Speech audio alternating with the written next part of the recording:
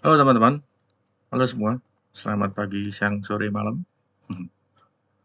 Oke, jadi kejutan-kejutan dari video sebelumnya itu sudah saya bahas dan sudah saya jawab. Akhirnya kita bisa benar-benar menerjemahkan pseudosyntax link ke dalam bentuk expression method. Yaitu benar-benar alhamdulillah dan berguna buat saya juga lah pastinya. Saya jadi tidak hanya sekedar pakai ya, tapi benar-benar tahu, oh begini mekanikanya gitu. Begini apa yang terjadi. Dan sayangnya, sambil kembali ke dokumentasi kemarin itu, saya juga sempat mikir ada statement yang sepertinya agak-agak terlalu general ya. Itu akan saya coba saya submit kayak semacam feedback. Mungkin kalau bisa harusnya itu dokumentasinya diubah ya atau diupdate ya. Tapi kita lihat aja nanti. Jadi setelah video ini saya akan coba submit feedbacknya. Kalau ada update, saya akan update di deskripsi video yang episode 12 ini. Jadi kita lebih detail dengan select many dan fitur operasional link lainnya.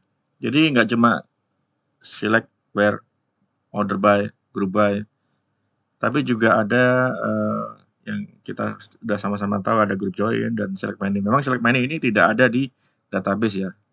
Saya tekankan lagi, select many tidak ada di database. Kalau group join itu kita bisa simulasikan dengan group by juga sebetulnya. Dan itu PR buat teman-teman bisa sebetulnya. Dan selain itu ya kemarin juga saya sudah sempat bahas yang outer join tapi left ya. Yang right teman-teman bisa sendiri.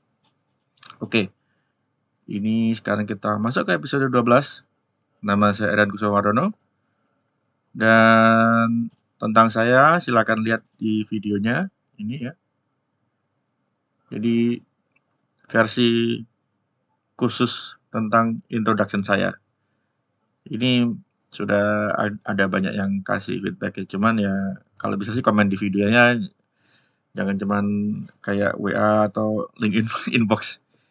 Karena akan lebih mudah buat saya untuk memonitor gimana video ini kinerjanya itu dari feedback yang masuk di YouTube-nya. Jadi ini tentang saya, apa yang saya kerjakan. Dan sekedar info aja itu videonya ini akan saya update lagi ya karena alhamdulillah sejak bulan Maret ini saya kembali jadi MVP. Jadi akan saya bikin versi singkat dari video introduction ini. Tapi sebenarnya versi singkat-singkatnya itu nggak akan kurang dari 10 menit ya. Kita lihat aja nanti. Oke, saya ulangi lagi ya. Jadi link itu adalah semacam suatu cara dari .NET untuk mensimulasikan semacam query. Nah, query ini ide awalnya adalah relational algebra ya. Jadi suatu cabang aljabar yang fokus membahas teori himpunan dan relasinya. Jadi tentunya sebelum bahas relasi pasti ada teori himpunan dulu ya, teman-teman. Dan teori himpunan itu sendiri masuk dalam bagian dari aljabar, yaitu kategori teori. Yang juga mendasari atau melatar belakangi teori himpunan. Ada yang bilang saya teori ada dulu, baru kategori teori. Saya jujur mungkin kurang mengerti sejarah pastinya ya, tapi yang saya tahu adalah sebelum kita membayangkan himpunan, pasti kita ada kategorisasinya dulu. Kayak misalnya himpunan mahasiswa, himpunan mata kuliah, himpunan irisannya atau dan sebagainya. Jadi itu kenapa kok kita harus tahu kategori teori dulu daripada harus tahu teori himpunan dulu. Tapi yang dibahas oleh mungkin karena supaya untuk memudahkan ya, yang kita tahu matematika SD, SMP itu yang dibahas itu teori himpunannya dulu baru kategorinya. Padahal itu bukan. Ya, itu harus kita belajar mengkategorisasikan dulu. Karena yang setelah ketemu kategorinya, kita bisa memvisualisasikan himpunannya, baru kita bisa mulai masuk ke secara intuisi atau secara instinktif ya. Oh, ini loh hubungannya. Gitu. Kayak misalnya mahasiswa bisa ngambil banyak mata kuliah, berarti harus ada hubungan dengan himpunan mata kuliah atau daftar mata kuliah yang ada. Himpunan itu ya sebetulnya ya berupa collection ya. Tapi kalau dari latar belakang teori matematika antara collection dengan set dengan lain-lain itu hal yang berbeda. Nah, tidak akan saya bahas lebih lanjut lagi di video ini ya teman-teman. Mungkin kalau banyak request atau banyak permintaan, saya akan bahas di video lain di luar belajar.net. Jadi kayak mungkin sekedar di Uno atau apa ya, selain pecahan-pecahan lainnya seperti cek fakta dan lain-lain. Oke, kita masuk. Ini ada join ya. Dan ini sudah refresh saja. Ini kalau join normal tanpa into, dia nggak akan execute select ya teman-teman. Jadi setelah join langsung select ini ya. Ini yang pseudo sintaksnya. Tapi tidak ada ini select ini. Karena select ini langsung dihandle oleh join, di mana parameter keempatnya ini yang akan menjadikan selektor untuk hasilnya join. Jadi ini dia akan create anonymous class, di mana ada properti nama depan, nama belakang, kota ID, kota. Kalau dia kasih into, jadi group join.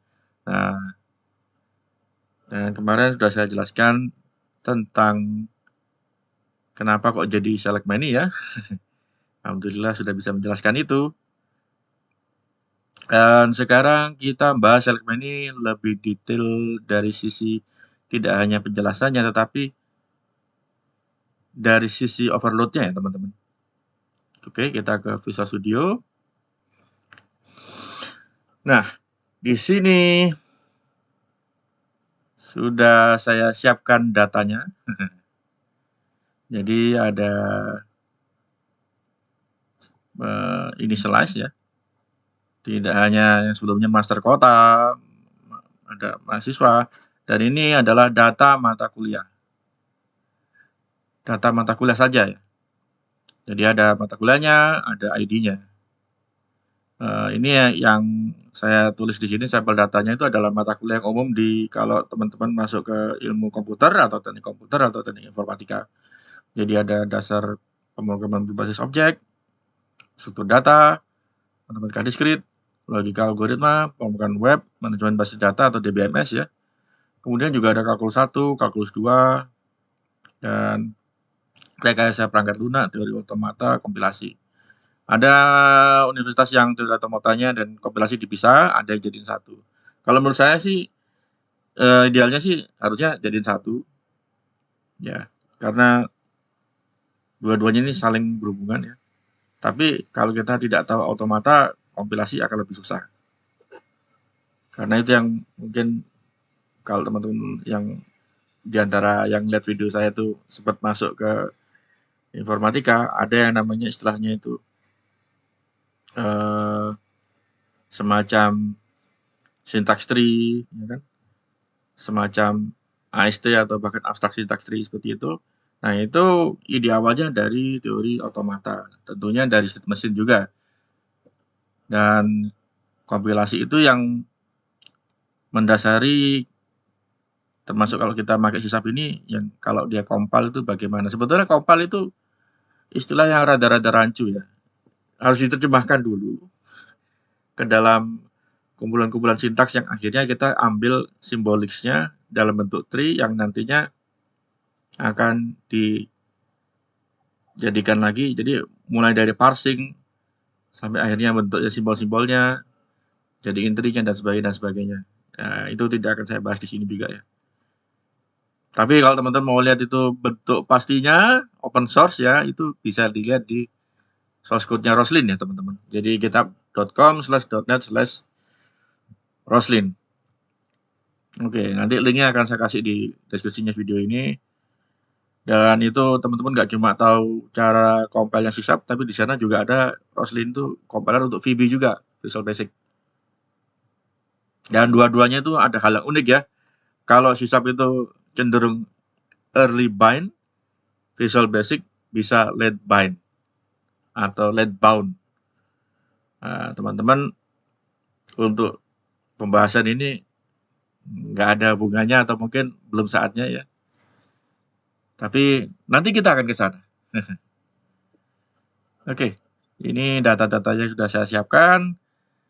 Dan mahasiswa, ini juga saya ubah ya, saya update ini yang instalasi ini.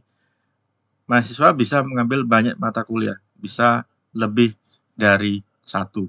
Nah, ini contohnya yang ini saya tambahkan mata kuliah yang diambil ini ID-nya ya teman-teman. ID ini yang nantinya akan dijadikan relasi ke kuliah ID. Ya, ini kayak semacam hubungan, tapi nggak terlalu strong ya sebetulnya teman-teman. Ya, karena kalau kita berbicara tentang yang namanya ORM nantinya ya, kita akan bahas ORM yang paling gampang ya, kita akan bahas yang namanya EF Core.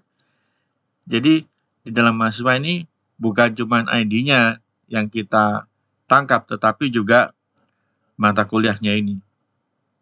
Ini untuk memudahkan aja, sekaligus saya nanti akan menjelaskan kita join, tapi tentunya dalam bentuk assessment methodnya yang lebih utama ya teman-teman. Oke, jadi kita sudah ini, dan untuk mempersingkat waktu, saya sudah siapkan ini penjelasannya panjang kali lebar ini ya. Ini mulai episode 12 ya. Jadi SelectMany menghasilkan mapping atau projection collection source dan collection lain yang hasil projectnya sifatnya flat. Jadi dua collection itu seolah-olah digabungkan, tapi tentunya cara penggabungannya yaitu kembali ke teman-teman sendiri ya. Tetapi yang saya tekankan di sini adalah yang dipakai waktu kita bahas sebelumnya, grup join dan join itu SelectMany-nya itu salah satu dari 4 overload ini. Ya, salah satu dari 4 overload ini. Ini sebetulnya ini Terisat ini Terisat ini sebetulnya yang terakhir ini sebentar. Ini adalah Result Selector. Oke. Jadi yang ada collection-nya ini adalah Result Selector namanya. Ini juga Result Selector. Teman-teman bisa lihat dokumentasinya ya. Dokumentasinya ini ada di sini nih. Jadi di dalam static class-nya enumerable ada SelectMany. Ini adalah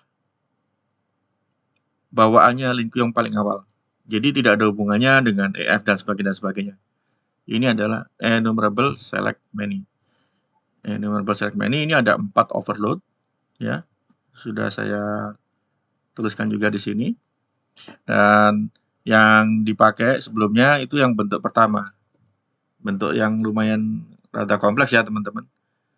Jadi disk-nya itu si collection source-nya, kemudian selektornya ya, dan ini hasilnya. Jadi apa yang diselect dari source-nya dan ngambil collection yang mana, kemudian setelah itu result-nya kita bisa bikin selektornya lagi ya. Kita bisa bikin selektor lagi. Ya, tentunya ini kembaliannya adalah enumerable. Kembaliannya itu enumerable, di mana kalau kita lihat lagi signature-nya enumerable the result. Jadi collection result-nya, bukan collection-nya source-nya lagi ya teman-teman. Ini kan kita ada 3 generic parameter ini. The source, the collection, the result. Dan ini kembalinya bisa berupa anonymous class ya. Nanti akan masuk ke sini juga, jadi dia collection dari the result. Result ini bisa berupa anonymous. Dengan catatan si anonymous class ini hidupnya hanya di scope-nya, di metodenya aja, nggak bisa keluar dari metodenya. Kecuali kalau kita mau bikin anonymous class-nya dikenal di mana-mana ya, si anonymous class-nya itu harus kita bikin kelas yang isinya sama persis properti-propertinya. Jadi seperti itu. Dan menurut saya itu bukan suatu batasan yang ketat ya. Kita tinggal bikin ya sudah gitu, nggak ada yang sulit dari situ untuk bikin kelas supaya nanti kalau kita mau ambil misalnya ini misalnya metode ya, bukan cuman static void main ya. Metode ini mengembalikan sesuatu yang hasil select many, ya gitu kita bisa bikin waktu dia select many yang new anonymous class-nya itu kita bikin kelas dengan properti yang sama persis dan tipenya juga pasti harus sama, nggak cuma propertinya aja. Oke, kita sudah tahu bentuk pertama. Sekarang bentuk kedua. Misalnya saya select many dari tidak hanya mahasiswa tapi juga mata kuliah yang diambil. Seperti ini. Jadi mata kuliah yang diambil. Ya tentunya ini adalah kumpulan dari integer ya. Dan ini kalau dicetak ya jadinya cuma satu macam ini ya, satu macam data, cuma integer aja. Dan ini akan mencetak urut dari mahasiswa yang pertama, dia ngambil mata kuliah apa saja. Nah, kalau kita lihat di sini, yang pertama itu dia ngambil kodenya 1, 2, 4, 5. Berikutnya 1, 2, 3, 4, 5, 6. Oke. Kita jalankan. Sepertinya memang kalau topiknya sudah ribet dan ruwet seperti ini itu harus diketik dulu. Oke. 1, 2, 4, 5. 1, 2, 3, 4, 5, 6. Nah, ini sama. Terus saya mau stop ya. Dan ini tutup. Jadi si for each ini yang mencetak. Sebetulnya saya bisa tulis, cuman saya pikir-pikir udahlah saya mau langsung tampilkan aja. Dan bentuk ini select many yang ini adalah overload yang ketiga. Jadi ada satu parameter selain extension methodnya ya. Satu parameter berupa selector. Ini. Jadi dari si collectionnya kita ambil begini. Tentunya kalau yang cuma satu ini ya tidak ada bentuk pseudo sintaksnya ya teman-teman. Kalau yang bentuk yang ini ada. Dan ini cara kerjanya mirip-mirip dengan yang kita sudah preteli atau kita sudah bongkar sebelumnya di video sebelumnya. Nah ini kita kembali lagi dengan data yang berbeda ya, nggak cuma mahasiswa dengan kota ya, tapi juga mahasiswa dengan mata kuliahnya. Dan dengan kita bentuk yang overload yang pertama ini, kita tidak hanya bisa mengambil MHS-nya ya. Jadi yang dari mahasiswanya kita tidak hanya bisa ambil MHS-nya, tapi juga mata kuliahnya.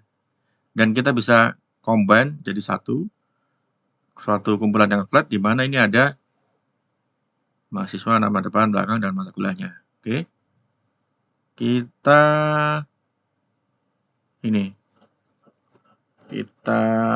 komen dulu yang ini teman-teman. Kita komen dan kita taruh breakpoint di sini. Ya, mana nih? Breakpoint. Oh, mana? Oh, bukan ya. Ini dia. Ya, kita taruh breakpoint di situ. Kita jalankan. Jadi kita akan punya flat. Nah, ini banyak ya tentunya. Heriawan ambil 1, 2, 4, 5. Budi Susilo ambil 1 sampai 6. 1, 2, 3, 4, 5, 6. Jadi sama ya teman-teman dengan yang sebelumnya. Cuman ini kita combine supaya saya bisa ambil informasi si mahasiswanya. Nggak cuma mata kuliahnya aja gitu. Jadi ini sangat berguna ya. Kalau ada yang bilang ke saya, oh select many itu nggak berguna. tergantung. Kalau kita mau dibilang menggabungkan juga bisa, tapi sebenarnya tidak sesederhana itu ya teman-teman.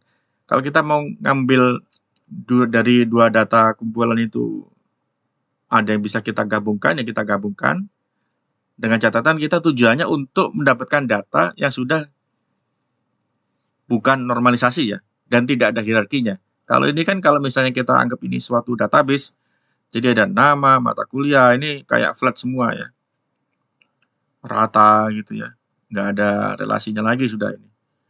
Kita juga bisa kembangkan lagi, nggak cuma mata kuliahnya yang kita ambil, tetapi juga kita joinkan ke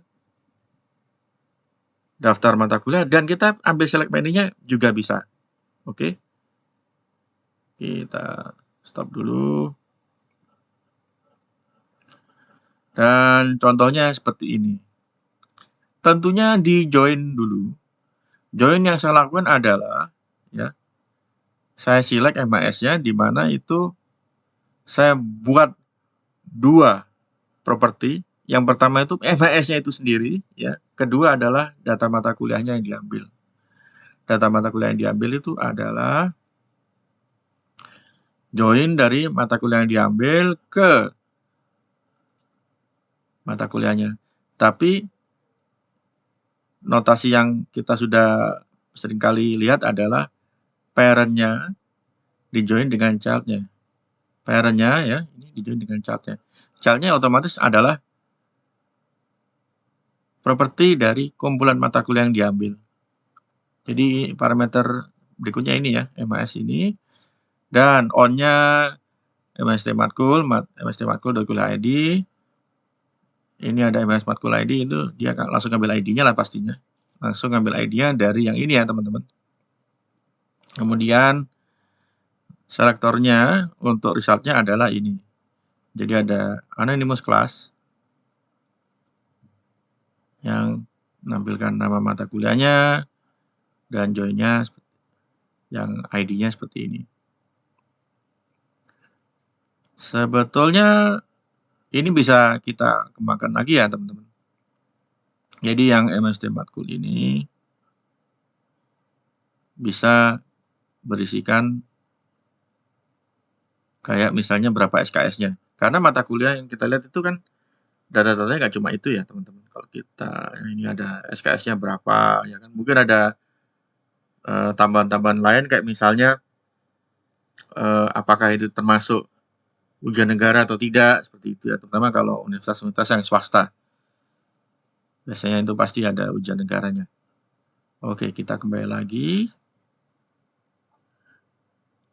Jadi kita udah bisa join nih. Join itu tidak hanya join dari ini ya, tapi juga bisa dari propertinya. Kalau memang bentuknya dia collection, ya kita join aja gitu. Seperti contoh seperti ini.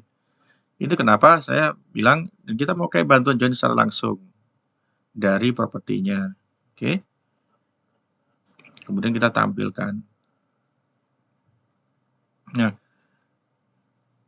data MAS dan mata kuliah yang diambil ini kita select menu ya.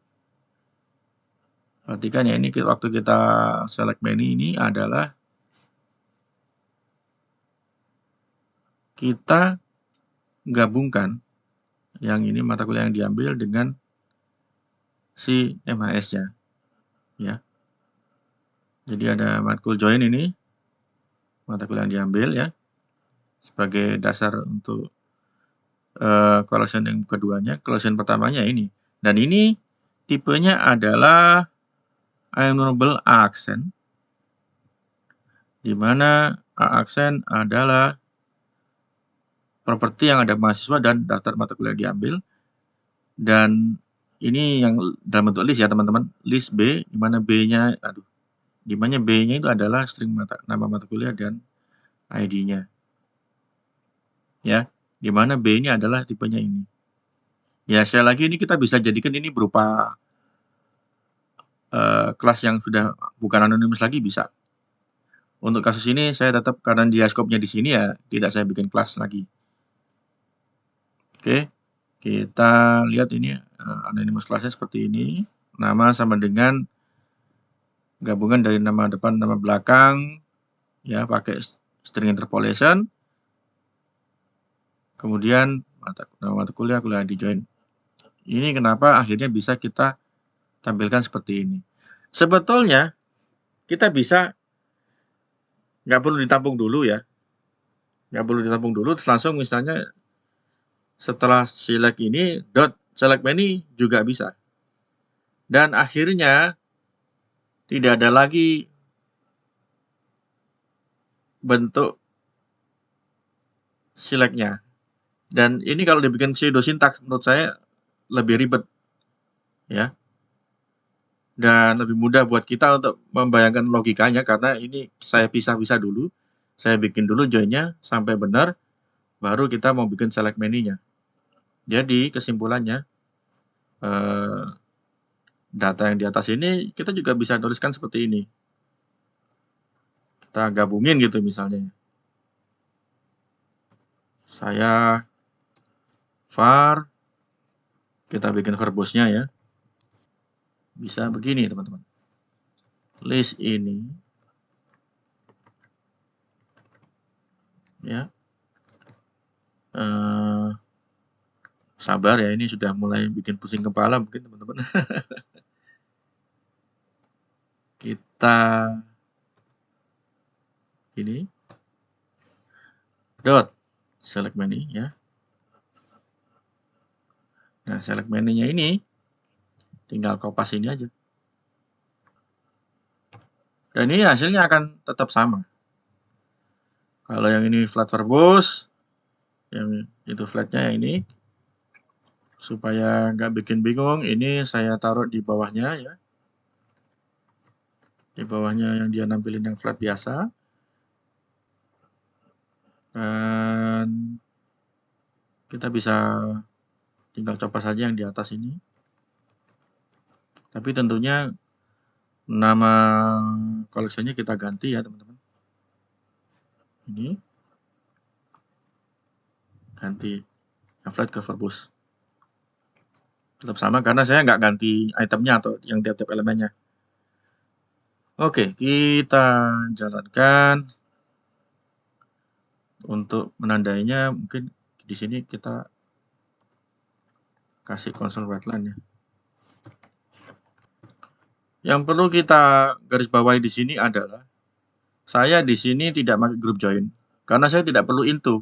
Hasilnya ini langsung saya passing ke sini ke select menu-nya. Oke. Dan tentunya akan lebih susah dibikin pseudo sintaksnya ya teman-teman. Lebih mudah membayangkannya seperti ini. Oke, kita jalankan.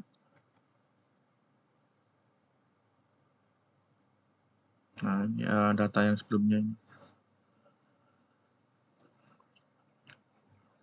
Nah, di mata kuliah yang diambil, oke. Kemudian ini yang sudah kita bikin yang ini bentuk yang itu ya, yang langsung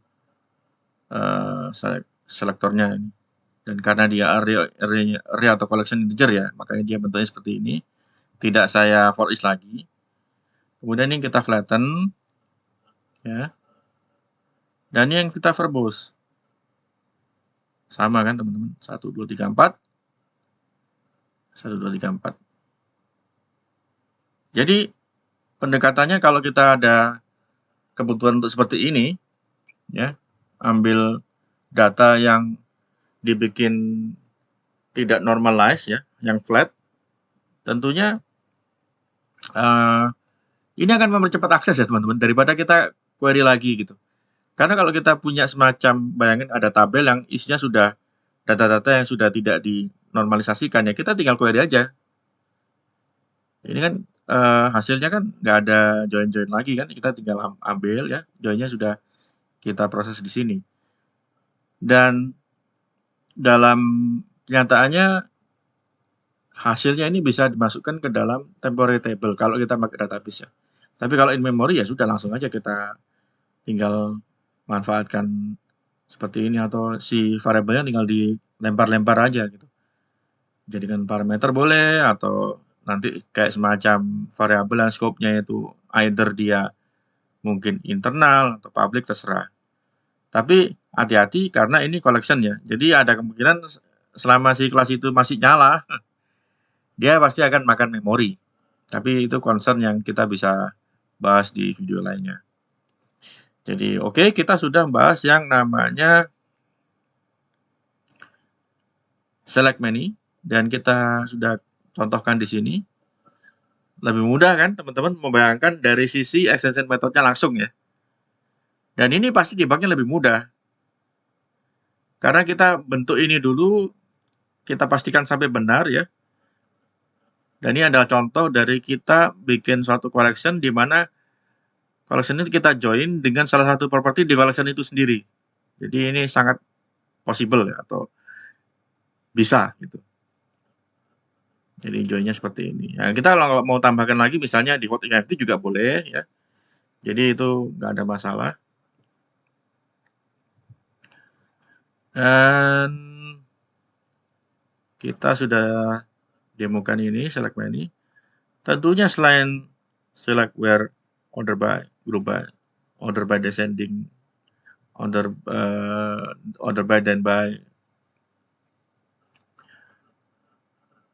ada yang namanya operational line atau extension method line ya, tentunya dari link yang sebetulnya juga masih ada beberapa itu ada hubungan dengan database ya, seperti ada average, ada count, ada min, ada max ya. Dan ini kita bisa coba mainin ya dari data-data yang ini. Ini masih ada nih kan dia nampilkan mata kuliahnya doang. Jadi, nah ini mata kuliah yang diambil nih. Hanya berupa ID-nya saja. Kita cabut remark atau komennya dulu. Dan kita dari data mata kuliah yang diambil kita bisa ambil dari angka-angka itu paling tinggi berapa.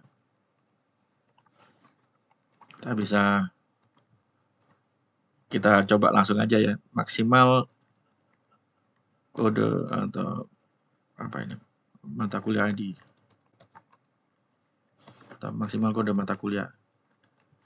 Sebetulnya ini contoh yang kurang bagus ya, tapi karena kode mata kuliahnya itu berupa integer 1 sampai berapa tadi ya, tentunya kalau dia max, misalnya maxnya 7 ya dia akan kembalikan 7, kalau maxnya 8 dia akan kembali 8.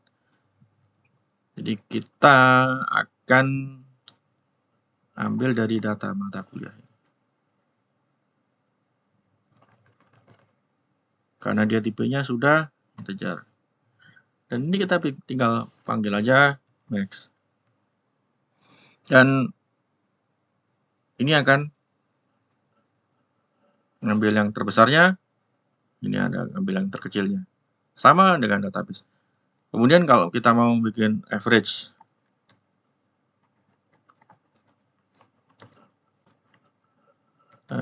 kode mata kuliah. Bisa aggregate, bisa average. Sebetulnya itu yang sum dan count itu adalah salah satu bentuk aggregate. Tapi aggregate ini nggak cuma itu ya, kita bisa nambahkan semacam logic yang selain total atau berapa elemennya itu bisa. Kita coba jalanin average dulu teman-teman.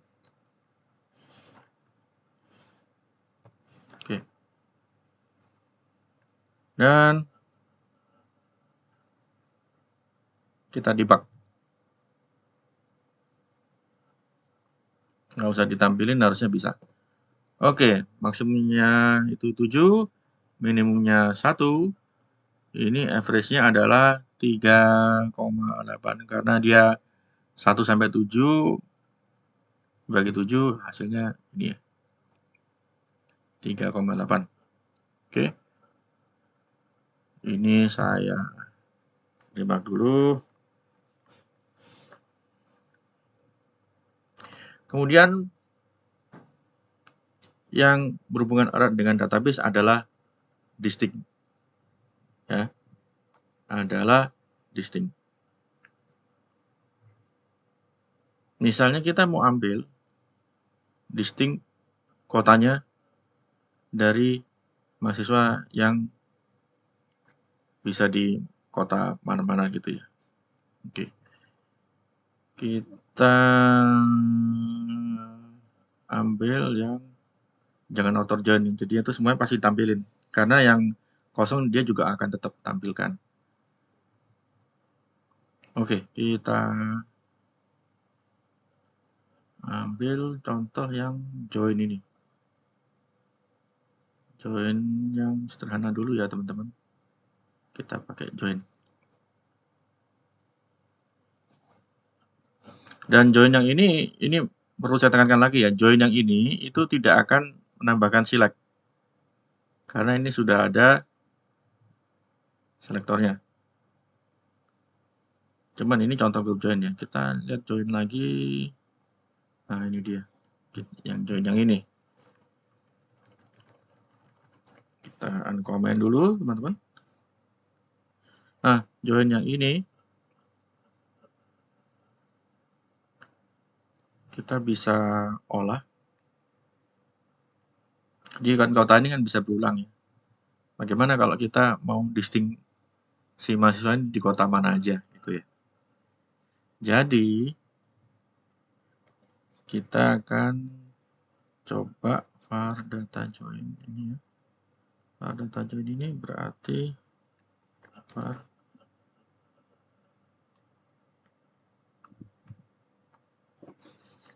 saya distinct. Dan distinct ini bagusnya ini nggak cuma distinct yang nggak ada parameter, tapi juga kita bisa olah dengan distinctnya itu apa yang di distinct gitu ya teman-teman. Oh, bukan. Oke, ini yang kita ini dot. Nah, ini ada di distinct. Kita distinct, ada dua overloadnya, distinct yang nggak ada parameternya, dan ini distinct yang pakai parameter. Ini menunjukkan apa yang kita jadikan comparernya. Oke, apa yang mau kita jadikan comparernya. Misalnya kita mau membandingkan kalau kotanya nggak sama, ya berarti bisa kita distinct-kan. Gitu. Oke. Nah, ini dia membutuhkan inequality comparer. Berarti saya harus mengimplementasikan interface ini.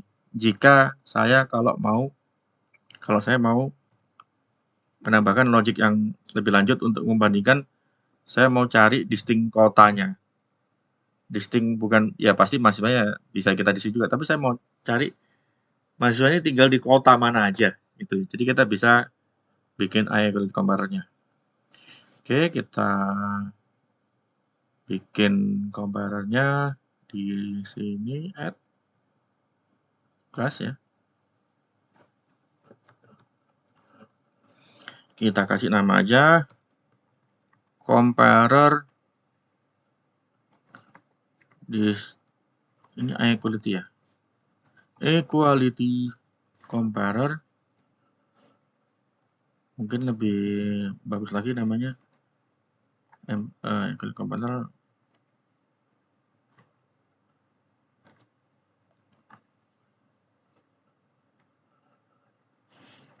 Ya ini naming itu paling susah. MHS kota. Oh, gini aja. Kota in mahasiswa in mahasiswa. Jadi ini kita hanya fokus compare untuk membandingkan kota di dalam data mahasiswa. Mungkin kalau teman-teman sekarang susah bayanginnya, tenang. Kita equality comparer, di mana di sini adalah mahasiswa. Oke. Equality comparer mahasiswa. Dan ini ada errornya.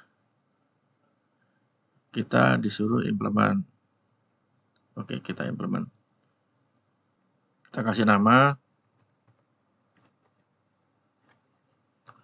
implementasi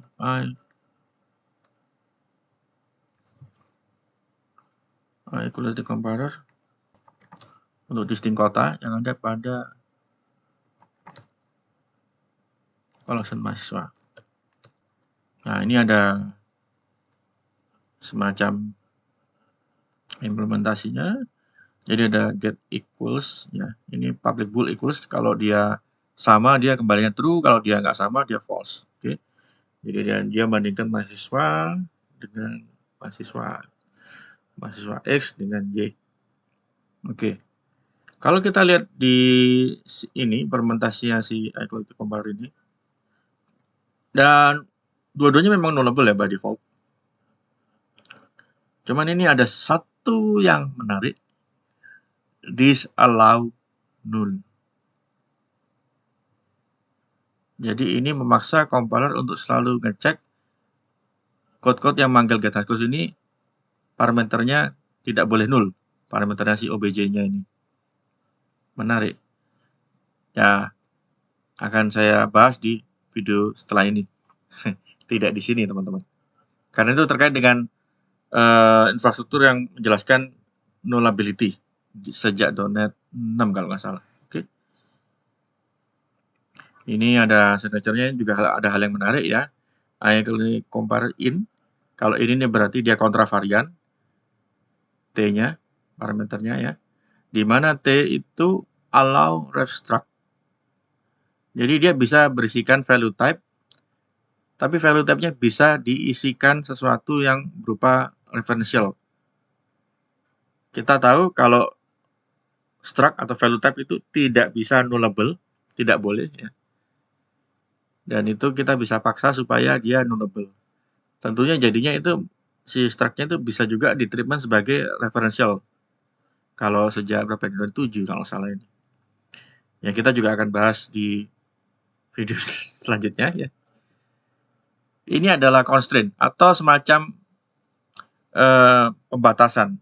Misalnya T.2 allow restruct berarti dia mengizinkan T-nya tipenya value type. Bisa juga nanti berarti .2 kelas berarti dia bukan apa ya, dia tidak boleh diisi value type. Bisa juga T itu kelas, T allow restruct, atau T misalnya implement dari IEnumerable misalnya, bisa juga gitu.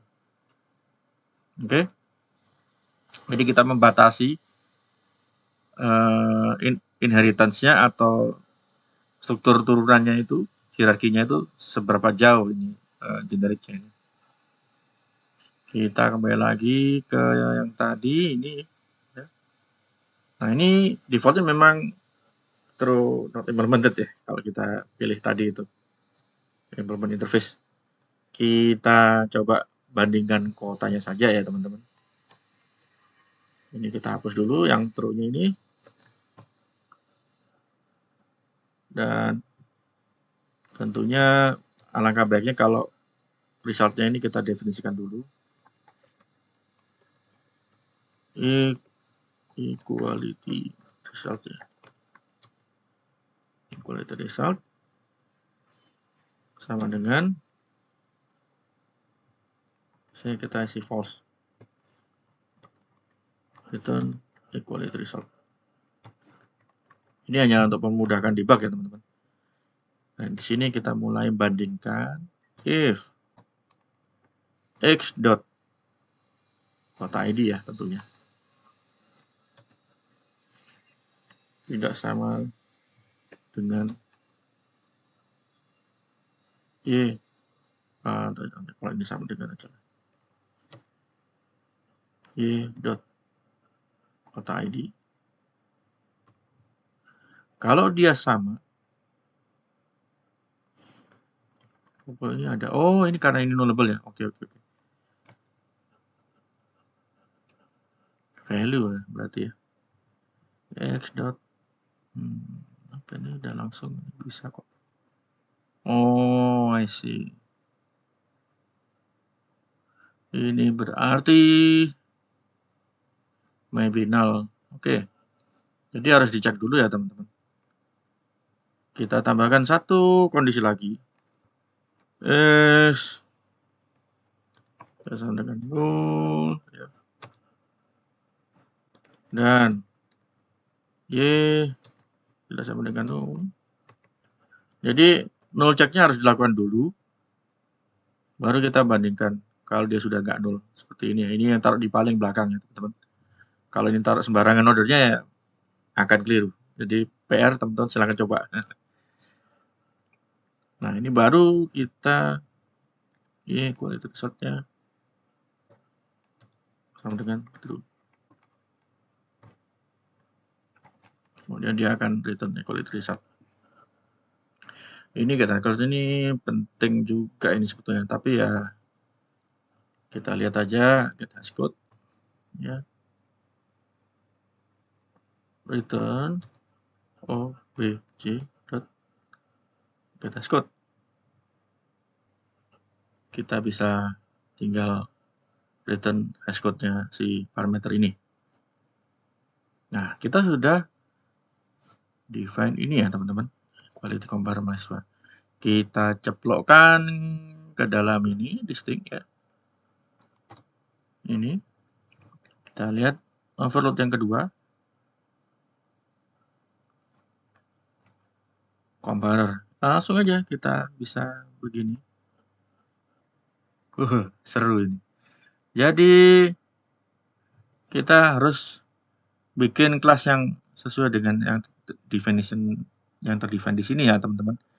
A, di mana A itu adalah anonymous class yang ini ada nama depan, nama belakang. Oke. Oke, masuk akal. Berarti oke, ini berarti saya harus define ini dengan MAS ya. Oke. Kalau gitu bukan mahasiswa lagi teman-teman. Ini berarti harus saya definisikan kelas di mana propertinya ada 4 ini. Nah, ini kenapa kok kalau kita keseringan pakai anonymous class itu jadi kita ribet sendiri ya teman-teman. Terutama kalau kita mau distinct. Ini kita harus bikin kelas yang untuk nampung ini semua. Properti ini. Di mana ada nama depan, nama belakang, kota ID, kota. Oke. Dan kita bikin kelasnya. Ini karena scope-nya di sini aja. Oh, sudah ada. Simple Gen. Sudah ada nih teman-teman. Oke.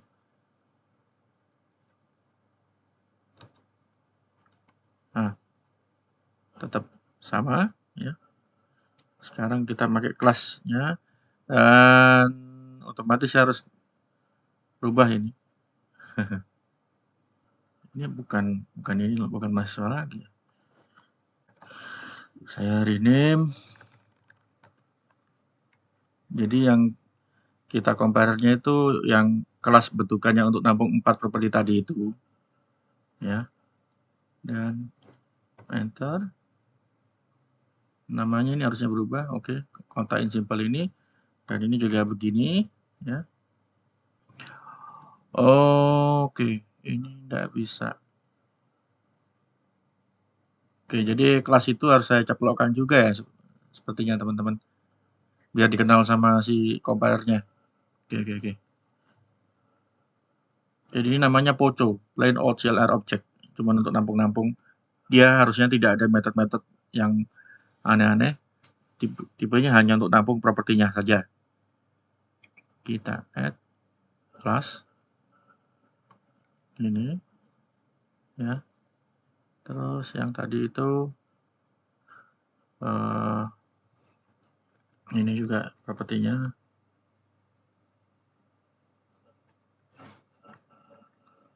Nah, baru yang di sini kita bisa hapus. Biar nggak rancu ya teman-teman. Oke. Balik tadi yang ini distinct dan kita compare-nya ini ya. Udah bisa. Ya, tentunya kita ganti aja. Ini. Oke. Udah lumayan sama. Jadi kalau kotanya sama, dia equals. Kotanya nggak sama, dia return false. Defaultnya sudah false ya teman-teman. Kemudian kita bisa return ini. Tapi dibagnya nanti susah. Oke. Kembali lagi ke programnya dan distinct. Nah, di sini baru kita new. Oh, bukan verbose. Ini verbose. Bentar. Verbose. Ya, simple join udah. Kita new equality compare-nya. Ya, seperti biasa kita for each. Setelah di distinct ini gimana tampilannya?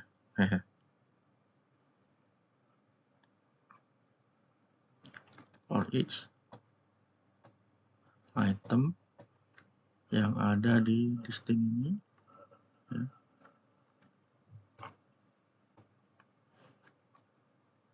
Kemudian kita console line. Seperti biasa kita pakai magicnya string interpolation. Ini kita item, ini langsung aja item dot nama depan, item dot nama belakang, kotanya, item dot kotanya. Kotanya ini harusnya tidak berulang ya teman-teman. Tapi kita lihat apakah kita berhasil atau tidak. Ini saya kasih cewek. Contohnya ini dan ya sudah kasih breakpoint. Jadi ini keluarnya akan satu-satu saja yang di join. Ini kok ada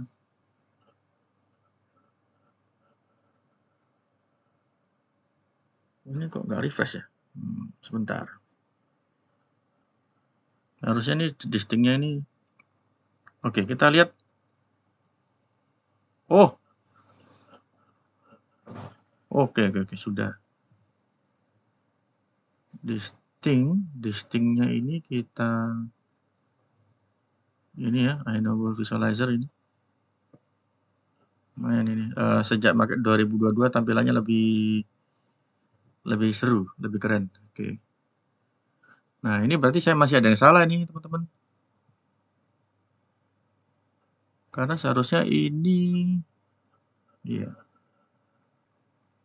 Kita lihat kalau display symbol join. Kalau ini ada berapa?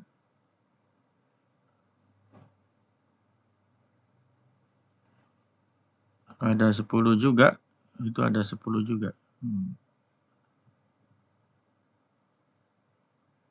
Nah, ini kita distinct.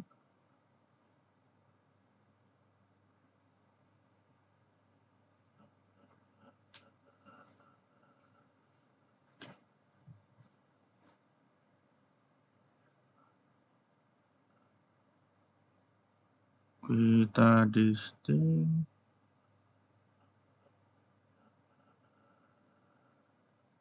Ada 10 juga.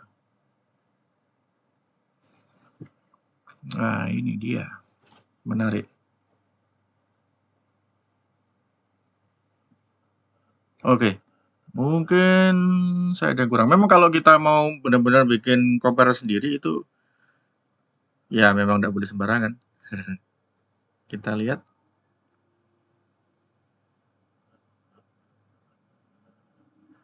Kalau kita F1 ya dia larinya ke local help viewer, tapi nggak apa. Kita bisa lihat contoh implementasinya di situ, teman-teman. Mana ini comparernya? Ya.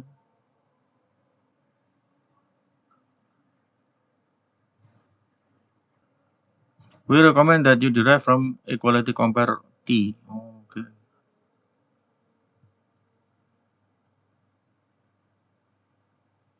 Ini equality compare of T. Oh, harus di-combine kayak gini ya. Oke. Oke.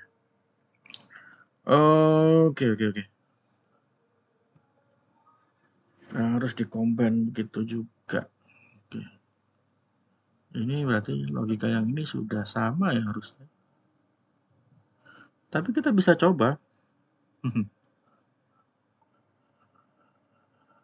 Kok nggak dijalankan ya? Kenapa ini?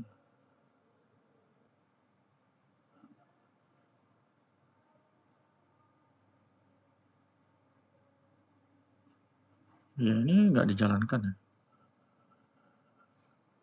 Oke, kita coba lagi. Harusnya ini dijalankan. Distingnya ini nggak dijalankan. Oke, mungkin kita coba OBJ-nya. Jadi kita yang tadi itu ya.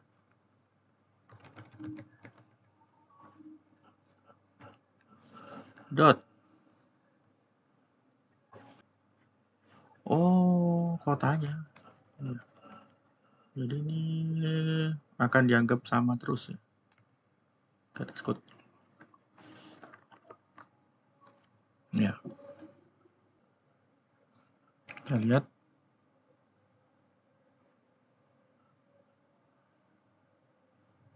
Wah, ini baru ini benar. Ya, jadi kotanya yang dicari escort-nya. Ini apa ini?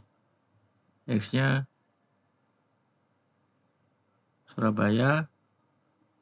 Y-nya Surabaya. Harusnya dia true. Oke.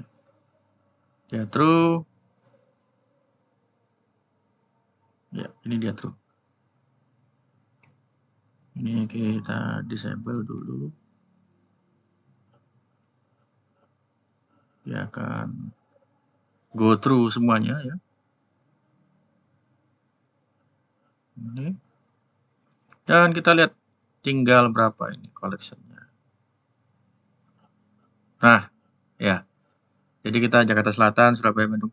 Tidak ada kota yang berulang ya, teman-teman. Ya, ini berarti hash code-nya harus kita tambahkan. Jadi kita sekarang sudah tahu bagaimana pakai distinct dan distinct yang versi customize ya, yang implementasinya kita bikin sendiri comparatnya. Tapi ini comparat saya ini sebetulnya ini mungkin bisa jadi agak kurang ya, karena string itu kan referensial. Jadi kita kalau bandingin ini hati-hati. Cuma ini contoh yang menurut saya terlalu generalized, terlalu mudah mungkin ya, terlalu simplified. Jadi kita sekarang sudah bisa select many, kita bisa min max, kita bisa average, dan kita bisa distinct. Distinctnya kita bikin comparernya sendiri. Kalau distinct dia butuh AI equality comparer karena sesuai dengan signature-nya tadi ya teman-teman. Distinct, mana tadi distinct? Nah ini distinct-nya ini dia butuh ini ya, mana? Iya, distinct ini dia, AI equality comparer. Hanya fokus ke sama dengan, membandingkan sama atau tidak ya. Bukan comparer yang AI comparer, itu bukan. Kalau AI comparer itu tidak hanya membandingkan sama dengan, tetapi juga apakah dia itu lebih kecil atau lebih besar. Itu kenapa kalau kita mau order by atau sorting, kita butuh AI comparer. Kita bukannya butuh AI equality, karena AI equality hanya membandingkan sama dengan atau tidak. Selain AI equality comparer ini ada juga yang namanya AI equatable, kalau nggak salah ya, AI equatable comparer. Kita lihat di helpnya tadi, kita back ya. Dia bilang ini AI equatable ya. Jadi ini adalah suatu diskusi yang menarik, menjadi pengantar untuk video berikutnya. Jadi kita sudah tahu kalau link ini ada operasional ya. Sebetulnya banyak ya teman-teman. Nggak cuma select many dan sebagainya. Ini ada skip, ada skip last, ada take, ya, ada first or default. Dia ini mengembalikan elemen pertama. Kalau first or default, kalau elemen yang pertamanya itu null, dia akan kembalikan null, ya, atau default value-nya dia. Kalau integer berarti 0, seperti itu. Kemudian ada default empty kita sudah tahu, ini ada count by, ya. Dan lain-lain, ada concat, ada aggregate by. Yang tidak kalah menariknya itu sebetulnya sequence equal ya. Sequence equal itu akan membandingkan apa koleksinya itu sama atau tidak gitu. Tiap-tiap elemennya. Dan sequence equal itu udah pasti langsung di execute. Jadi tidak lazy evaluation lagi, dia eager. Kemudian ada single or default, ada tag itu diambil misalnya diambil 5, diambil 10 itu. Ini ada contohnya, kita ada data seperti ini, kita ambil 3, jadi dia akan ngambil 59, 270. Jadi teman-teman bisa lihat sendiri ya contoh-contohnya. Kalau ini sih menurut saya cukup mudah, tidak hanya cukup mudah dimengerti, tapi cukup mudah untuk dibayangkan dan cukup mudah untuk dicoba segera. Jadi nanti yang ini enumerable ini linknya akan saya kasih di deskripsi videonya ya teman-teman. Jadi alhamdulillah sampai di video ini kita sudah lumayan membahas link. Tentunya akan ada bentuk advance-nya. Dan link yang kita pelajari mulai dari episode 9 sampai 8 ya, itu 8 mungkin ya. Karena itu adalah link to object. Jadi language integrated query yang hanya berfokus atau titik beratnya adalah operasional ke objek berupa kumpulan objek. Ya, objeknya bisa tipenya macam-macam, bisa berupa kelas, bisa berupa yang sederhana kayak kumpulannya integer atau string atau lain-lain, misalnya kumpulan boolean bahkan. Dan yang tidak kalah pentingnya adalah kita sudah tahu bagaimana memappingnya. Mapping dari pseudo syntax seperti ini ke dalam bentuk extension metodenya, atau bahkan ini bentuk lengkapnya, kita manggil join metodenya itu langsung di kelasnya. Otomatis yang listnya ini tetap harus ditulis, jadi ada list master kota, list MAS, dan sebagainya. Jadi kita sudah mencoba mempelajari, dan tentunya magic yang ini itu ada teknologi lain yang tidak kalah penting sebetulnya. Ada namanya type inference ya. Jadi walaupun teman-teman tidak menuliskan tipenya ini master kota, dia tahu oh ini master kota. Taunya dari mana? Dari master kota yang ada di sini gitu. Ya. Ini list master kota, pasti elemennya tipenya adalah master kota. Ini list MAS, pasti elemennya tipenya adalah MAS atau mahasiswa. List mahasiswa, mahasiswa. List master kota, master kota. Dan ini kita bikin yang awalnya anonymous class, karena kita perlu bikin compare sendiri untuk membandingkan ini, makanya kita tampung ke satu kelas, di mana kelas itu ya otomatis ya nggak bisa di scope-nya di sini aja, tapi juga kita bikin kelas sendiri supaya untuk lebih mudah berupa tambungan dari 4 properti ini. Jadi sekian pembahasan tentang link ini. Seperti biasa, jangan lupa kalau Anda enjoy videonya, like, subscribe, dan silakan di-share video-video saya ini, teman-teman. Silakan di-share video-video saya ini ya. Dan saya tentunya berharap komentar dari teman-teman, feedback-nya. Ini salah apa enggak ya? Silakan, nggak apa-apa. Kalau banyak komentarnya, mungkin saya akan bikin satu sesi di mana saya akan live dan teman-teman bisa tanya apa saja tentang link to object ya, tentang .NET SDK. Jangan tanya saya tentang Aspire. Tentunya itu lain. Itu tidak akan mengkerucut lagi kalau udah seperti itu. Jadi saya berharap karena ini masih dalam temanya atau relasinya dengan belajar .NET, tentunya teman-teman akan tanya tentang .NET dan .NET SDK-nya dan sysap-nya, link-nya, dan sebagainya. Oke. Kemudian video berikutnya kita akan bahas tentang fitur-fitur yang ada di sysap-nya itu sendiri. Mungkin lebih detail tentang string interpolation dan nullable dan sebagainya. Pertama-tama saya akan bahas satu persatu fitur yang mungkin sebisa mungkin saya bisa cukupkan di satu video. Kalau nullable akan saya bahas di video terpisah. Karena tidak semudah itu dan akan banyak hal-hal yang berhubungan dengan sintaksnya juga. Jadi tidak hanya misalnya mahasiswa tanda tanya, tapi juga hal-hal lain yang teman-teman harus tahu, dan itu terkait dengan bagaimana cara kita untuk solve compiler warning. Oke? Sekali lagi jangan lupa like, subscribe, dan silakan bagi-bagi atau share video saya. Tidak kalah pentingnya adalah coding itu bahagia ya teman-teman ya. Termasuk saya bahagia untuk bisa mendeliver video ini. Saya bahagia termasuk sambil belajar juga. Saya bahagia juga, saya akui saya masih banyak salahnya juga ya di beberapa hal kecil-kecil ya. Dan walaupun saya mungkin agak-agak mepet-mepet ini, kelihatan nih ya jamnya ya. Saya lupa matiin jam sama tanggalnya nih. Tapi tetap akan di jam yang sama, Selasa jam 7 malam. Teman-teman bisa lihat ini video dan bisa coba. Dan saya akan push code saya setelah ini. Oke, sampai jumpa di video berikutnya. Tetap semangat, coding itu bahagia. Like, subscribe, share, komen silahkan. Dan sampai jumpa. Bye-bye.